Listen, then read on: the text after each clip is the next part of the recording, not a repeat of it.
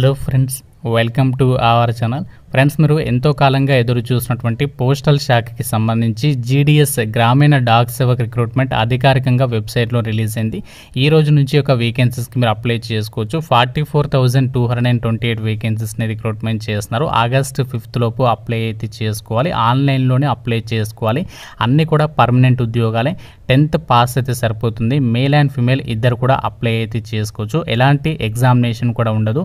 18 నుంచి 40 ఇయర్స్ లోపు ఏజ్ ఉన్నటువంటి క్యాండిడేట్స్ అందరికీ కూడా ఛాన్స్ అనేది ఉంది. అయితే రిక్రూట్మెంట్కి సంబంధించి మనకి జాబ్ రావాలంటే ఎక్కడ అప్లై చేస్తే బాగుంటుంది, అండ్ అలాగే రిక్రూట్మెంట్కి సంబంధించి ఎలా అప్లై చేసుకోవాలి, మీకు ఆ డౌట్స్ అని కూడా ఈ వీడియో చూస్తే కంప్లీట్గా క్లారిఫై అయితే అవుతాయి. కాబట్టి వీడియోని చివరి వరకు చూడడానికి ట్రై చేయండి. ముందుగా వీడియో చూసినటువంటి వ్యూవర్స్ అందరికీ స్మాల్ రిక్వెస్ట్, తప్పనిసరిగా వెంటనే వీడియోని ప్రతి ఒక్కరు కూడా లైక్ చేసి మీ యొక్క వాట్సాప్ గ్రూప్లలో ఈ వీడియోని అయితే షేర్ చేసే ప్రయత్నం అయితే చేయండి. ఛానల్ని సబ్స్క్రైబ్ చేసుకొని బెల్ ఐకాన్ని యాక్టివేట్ చేసి పెట్టుకోండి.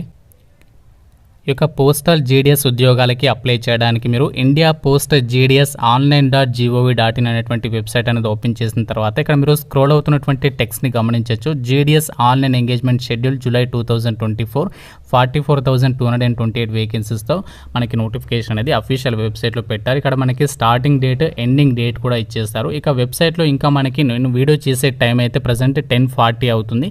ఇప్పుడు మనకి ఇంకా నోటిఫికేషన్ అనేది అప్డేట్ కాలేదు. మనకి 11 AM తర్వాత మనకి వెబ్సైట్లో అప్డేట్ అవుతుంది.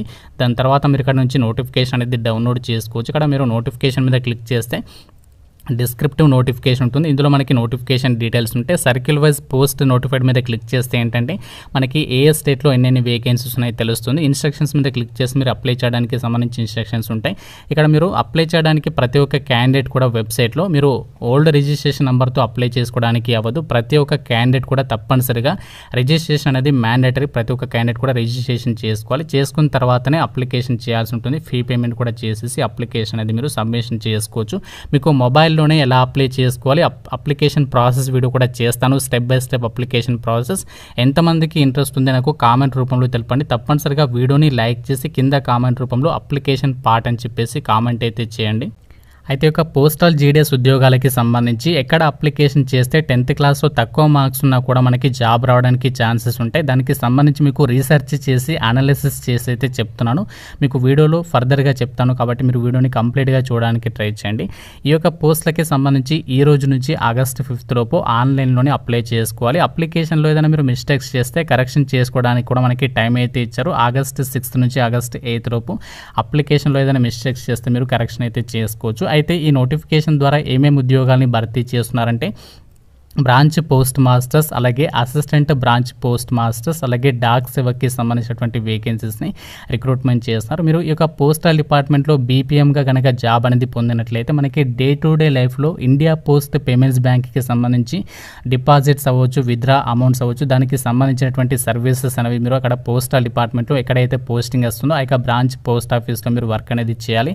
అంతేకాకుండా పోస్టల్ శాఖకి సంబంధించి ప్రోడక్ట్స్ ఏవైతే ఉంటాయో, సర్వీసెస్ ఏవైతే ఉంటాయో వాటికి సంబంధించి మార్కెటింగ్ చేయడము, ప్రమోషన్స్ చేయడం అవ్వచ్చు, ఈ యొక్క డ్యూటీస్ అనేవి చేయాలి. అంతేకాకుండా మీరు అక్కడ హైయర్ అఫీషియల్స్ ఎవరైతే ఉంటారో పోస్టల్ శాఖలో పనిచేసే వాళ్ళు ఏదైనా వర్క్ అసైన్ చేస్తే ఆ యొక్క డ్యూటీస్ని కూడా మీరు చేయాల్సి ఉంటుంది అని చెప్పేసి చెప్తున్నారు.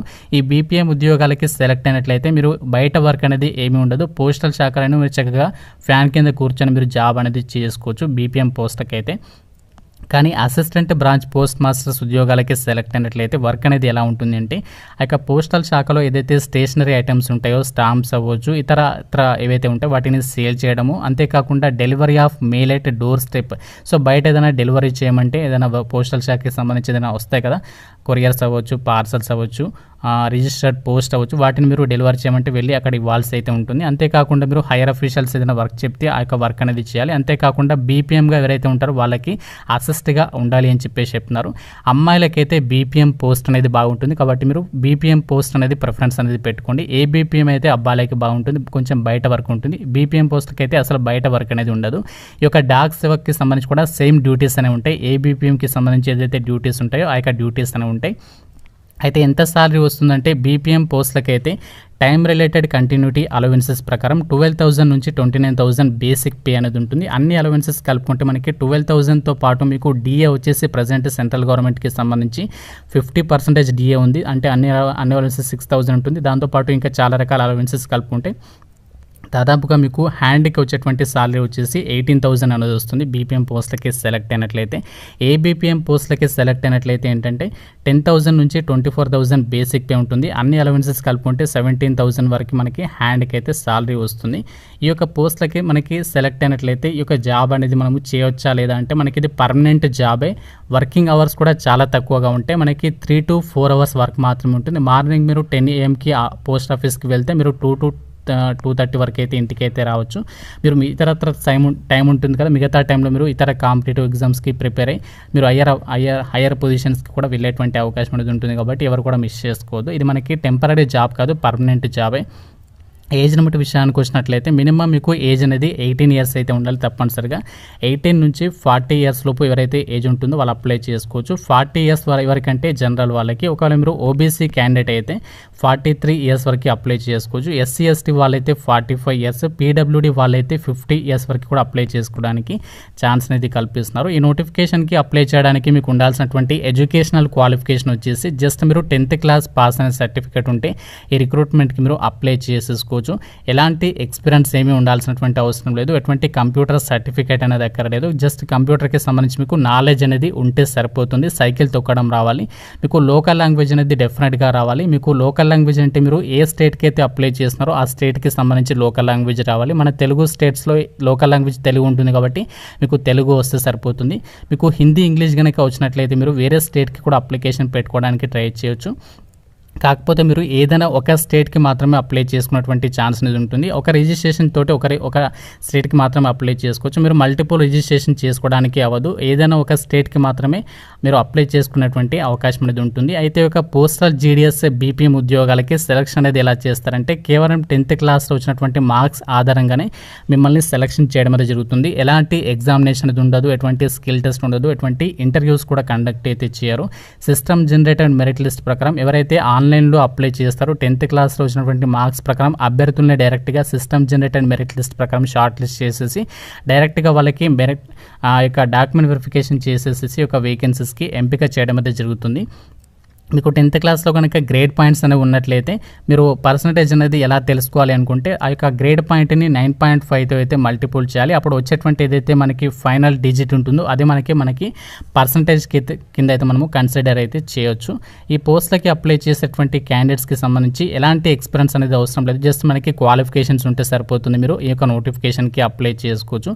అప్లై చేసేటప్పుడు మనకి ఏమేమి డాక్యుమెంట్స్ కావాలంటే జస్ట్ మీకు ఫోటోగ్రాఫ్, సిగ్నేచర్ డాక్యుమెంట్స్, ఈ యొక్క 2 డాక్యుమెంట్స్ అనేవి స్కాన్ చేసి అప్లోడ్ చేయాల్సి ఉంటుంది. మిగతా డీటెయిల్స్ అని కూడా మనము ఫిల్ చేయాల్సి అయితే ఉంటుంది. ఒకవేళ మీరు సెలెక్ట్ అయినట్లయితే మాత్రం ఈ రిక్రూట్మెంట్కి మీరు డాక్యుమెంట్ వెరిఫికేషన్కి ఏమేమి డాక్యుమెంట్స్ని తీసుకుని వెళ్ళాలి అంటే 10th classకి సంబంధించి ఏదైతే ఒరిజినల్ మెమో ఉంటుందో ఒరిజినల్ మెమోతో పాటు ఐడెంటిటీ ప్రూఫ్ అంటే ఆధార్ కార్డ్ అవ్వచ్చు, గవర్నమెంట్కి సంబంధించి ఐడెంటిటీ ప్రూఫ్, క్యాస్ట్ సర్టిఫికేట్ అనేది తప్పనిసరిగా తీసుకుని వెళ్ళాలి. ఒకవేళ మీరు పీడబ్ల్యూడి క్యాండిడేట్ అయితే పీడబ్ల్యూడి సర్టిఫికేట్, ఈడబ్ల్యూఎస్ వాళ్ళైతే ఈడబ్ల్యూఎస్ సర్టిఫికేట్, ట్రాన్స్జెండర్ వాళ్ళైతే ట్రాన్స్జెండర్కి సంబంధించి సర్టిఫికేట్, డేట్ ఆఫ్ బర్త్ ప్రూఫ్కి సంబంధించి అంటే ఇక్కడ మీరు 10th class మెమో ఉంటే సరిపోతుంది.